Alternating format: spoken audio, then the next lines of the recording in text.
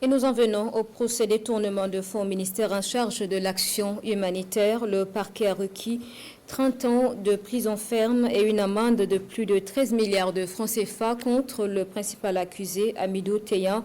Les réquisitions contre les autres accusés ont également été prononcées hier.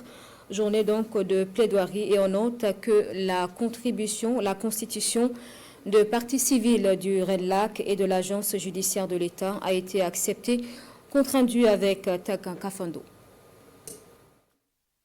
Après 5 jours de débat au fond, c'est l'heure des réquisitions contre Teyan Hamidou et ses co-accusés. Le conseil du RENLAC ouvre le bal et trouve qu'il faut condamner les prévenus à la hauteur de leur forfait, mais caricature Hamidou Teyan et ses co-accusés comme étant la miniature de la société burkinabé.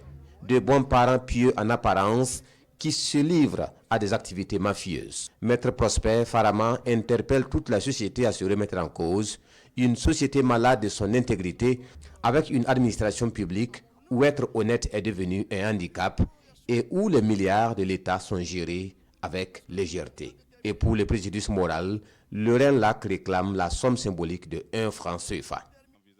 Pour l'agent judiciaire de l'État, les infractions sont constituées au regard des faits et 180 chèques ont été touchés en 2024.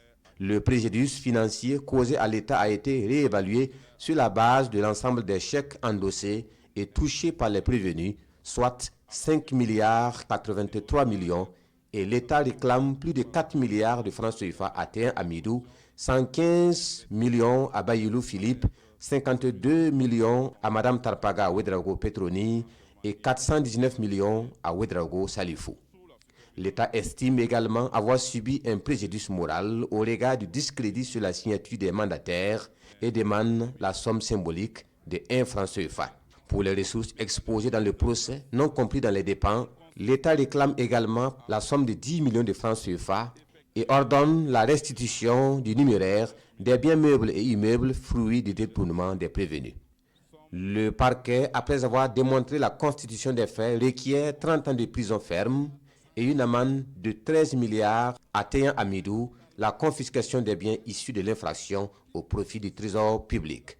Et pour Salifou Ouedraogo, le parquet requiert 20 ans de prison ferme, une amende de 347 millions de francs CFA, la confiscation des biens issus de l'infraction.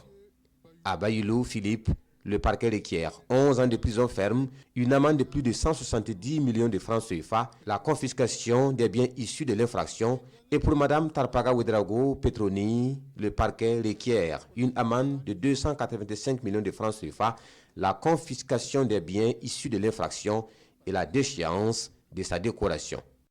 Après les réquisitions du parquet, le RENLAC et l'agent judiciaire de l'État placent au conseil des prévenus.